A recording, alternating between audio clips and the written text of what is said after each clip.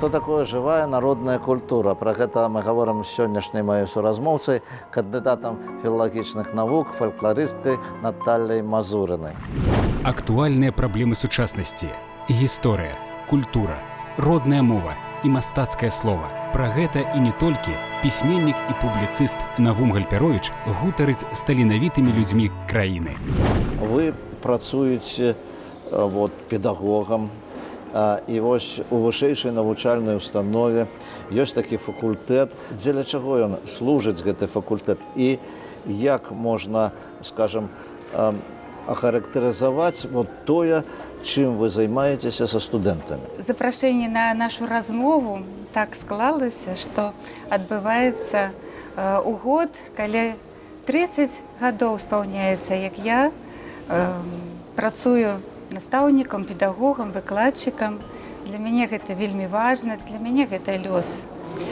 І наша беларуская мова, ведаеце, яна з індаеўрапейскага паходжання. І раз ужо першае вашае пытанне пра факультэт, пра педагогаў, пра студэнтаў, то мне хацелася б, як преамбулай, пачаць словамі на санскрыце. Ясья прасадат, Бхагават прасадам. Ясья прасадат, нагатих кутопі. Тхяян стувам, тасья яшастри санхям. Ванде гурох шри чаранаравіндам. У такім свабодным перакладзе, у вольным перакладзе, гэта азначае, што я да зямлі схіляюся сваім настаўнікам, якія сваімі ведамі, сваёй дабрынёй даюць мне шанс быць шчаслівым у гэтым свеце. Ну вось вы з дзяцінства марылі стаць педагогам, настаўнікам? Не, я пра гэта не марыла, гэта адбылося абсалютна натуральна. Калі прыйшоў час выбіраць, кім я буду па прафесію, куды паступаць, я ведала адно: гэта я павінна вучыць, гэта павінны быць дзеці, і гэта павінна быць музыка. І да сённяшняга часу на факультэце эстэтычнай адукацыі я працую са студэнтамі і я працую з музыкай. Дзеля чаго трэба студэнтам педагагічнага універсітэта знаёміцца з музыкай, з песнямі, з фальклорам? Быў час, што я не магла зразумець народных спеваў. Я хацела адчуць, зразумець, чаму бабулі так спяваюць з талага ўзросту, чаму ў іх такі гук, такі пранізлівы, такі нейкі напружаны, такі нейкі спецыфічны гук па сваім ладзе, чаму яны так спяваюць. Я вельмі доўга слухала. Гэта ўжо было напрыканцы майго навучання ва ўніверсітэце. Гэта быў 4-5 курс, потым я паступіла ў магістратуру, аспірантуру нашага універсітэта. Я ўвесь час прыслухвалася да гэтага. І я слухала перадачы па суботах на нашым беларускім радыё, дзе ось якраз пастаянна былі гэтыя запісы, што з экспедыцыі запісалі нашыя фалькларысты. І з цягам часу я стала разумець, што там такія карані, там такая глыба, там такая культура, там такая эстэтыка, там такая прыгажосць, але ёй трэба навучыцца. І гэта не вельмі проста, гэта не зараз. Вы адкуль родам? З горада, з вёскі? Ну, ведаеце, я мінчанка. Мінчанка. Да, і мае бацькі ў Мінску нарадзіліся. І, конечно, гэта пачуццё, скажем, роднага, таго, што было побач, яно, конечно, прыйшло да вас ужо як навукоўца, як чалавека, які ўжо спазнаў нешта азы, музыкі, музычнага мастацтва, так? Так. Я пачула народныя песні, відаць, ад сваёй бабулі. Пастаянна прымала тыя матэрыялы, якія студэнты, завучнікі прывозілі ад сваіх бабуль, са сваіх вёсачак, са сваіх мясцовасцей. І мы вучыліся разбіраць тое, што яны запісалі. Адна справа запісаць, а другая справа зразумець. Таму што на сучаснае ўспрыняцце вельмі непроста зразумець нават просты тэкст звычайных беларускіх песень. Ігралі на музычным інструменце, якім з дзяцінства вы спявалі? Спявала і на фартэпіяна іграла, але я вельмі хацела навучыцца іграць на цымбалах. І вось у нашым універсітэце я навучылася. І на цымбалах, і на бубні. Тое, што такім народным і спявалі мы народныя песні. Ну вот скажите, коль ласка, вот якая может быть песня вам до души, якую вы хотели вот просто вот, ну скажем, у любой ситуации сказать, что вот это мне подобается, вот это мое, вот это я отчуваю. Вот можно проспевать чуть-чуть?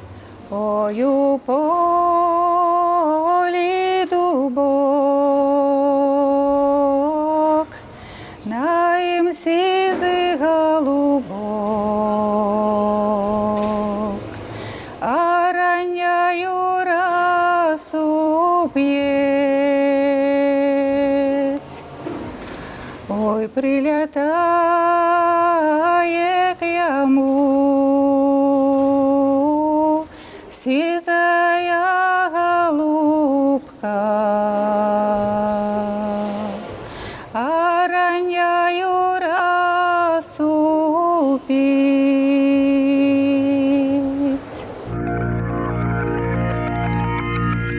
Скажите, вот, а як сённяшнія студенты, гэта зараз TikTok, гэта Viber, гэта штучны інтэлект, вот это хуткія тэмпы, як яны ўспрымаюць вот народнае мастацтва? Добре ўспрымаюць. Заўсёды прыходзіцца на пачатку занятку, вось я выкладаю народную творчасць, вось практыкум па фальклоры хутка ў нас будзе ўведзены. Вось гэты вельмі хуткі тэмп нашага жыцця, такая лёгкасць. Гэта не той тэмп, у якім трэба паглыбляцца ў традыцыйны фальклор. Гэта карані, гэта устойлівасць, унутраны спакой. Вось трэба набыць трошкі для таго, каб пачаць разумець.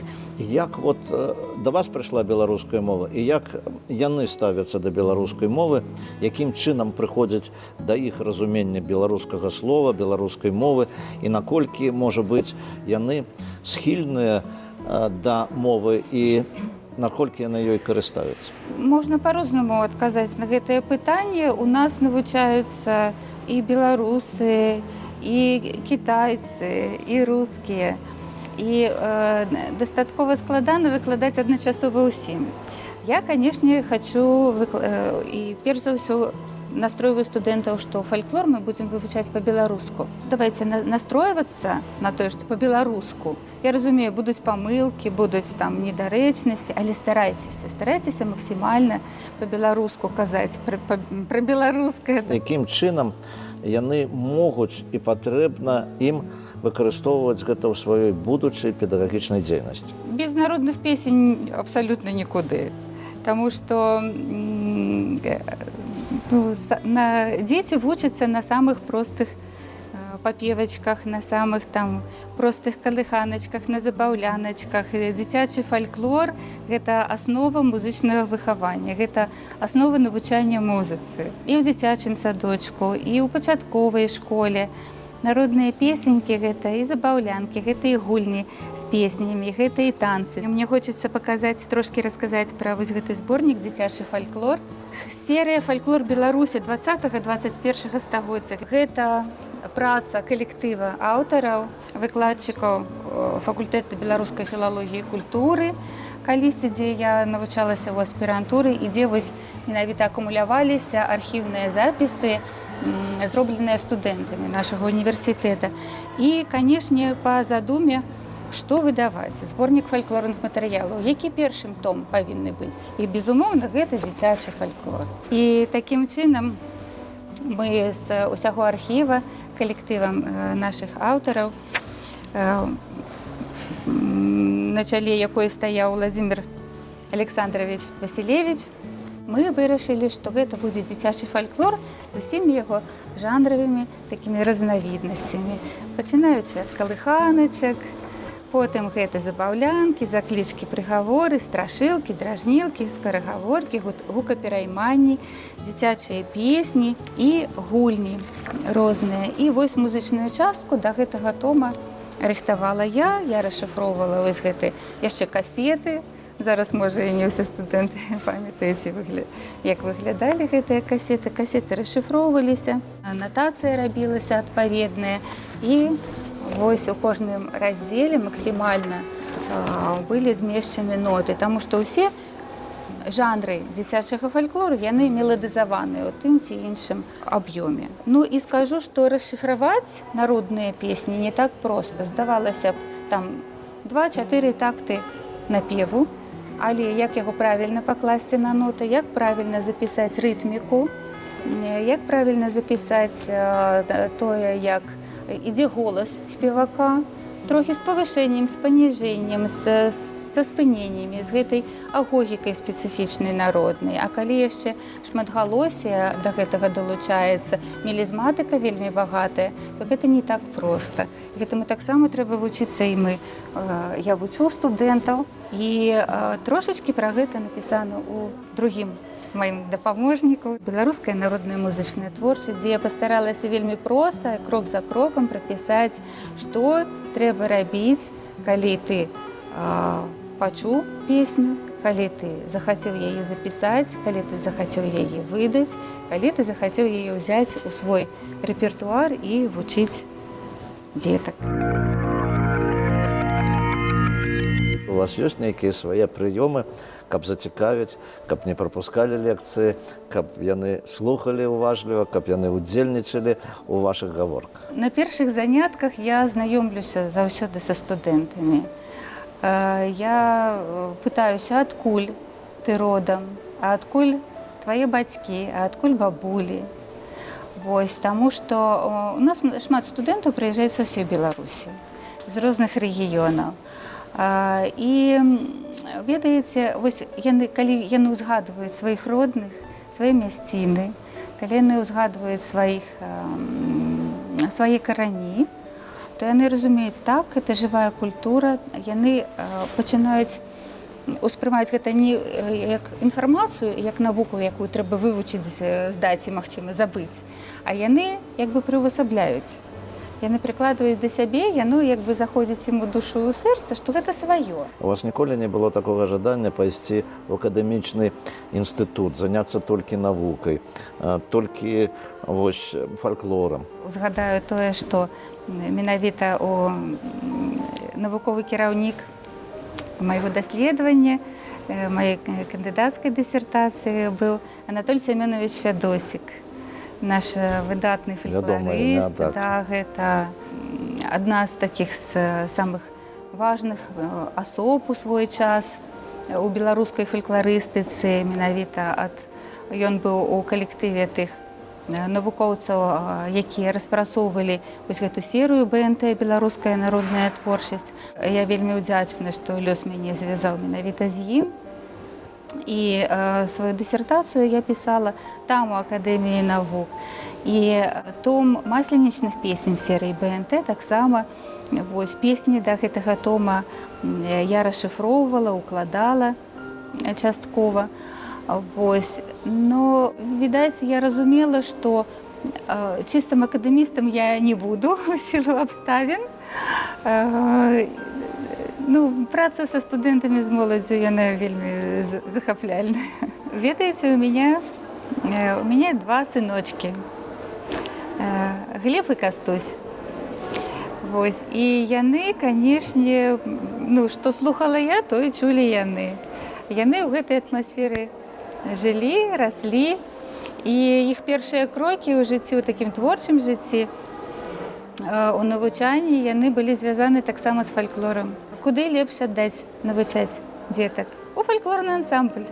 А які ў нас адзін з лепшых нашых фальклорных ансамблей, гэта ансамбль «Зорачка» ў Нацыянальным цэнтры творчасці дзяцей і моладзі, якім ужо доўгія гады кіруе Алла Навіцкая. І так склалася было, што яна была маёй суседкай. І вось мы па суседку, па прыяцельску я вадзіла дзетак туды, і там яны, хлопцы мае, навучыліся і танчыць, і спяваць, і іграць на гусельках, і выходзіць на сцэну, і выступалі і ў філармоніі, і ездзілі па гастролях. У чым, вы лічыце, ёсць яно жаночае шчасце? Ой, жаночае шчасце – гэта адчуваць смак жыцця кожны дзень. У тым, як свеціць сонца, у тым, як прырода навокал, у тым, як ты можаш адкрыць душу тым людзям, якія з табой, як ты можаш дапамагчы, як ты можаш напоўніць гэты дзень нечым такім важным, цікавым, добрым, прыгожым. Я жадаю вам плёну, поспехаў і адчуваць гэтае жаночае шчасце, пра што вы так хораша сказалі. А тэлегледачам я нагадаю, што сённяшняй мае госці і суразмоўцы была Наталля Геннадзіўна Мазурына, педагог, выкладчык і фалькларыст. Усяго найлепшага, да пабачэння, да сустрэчы.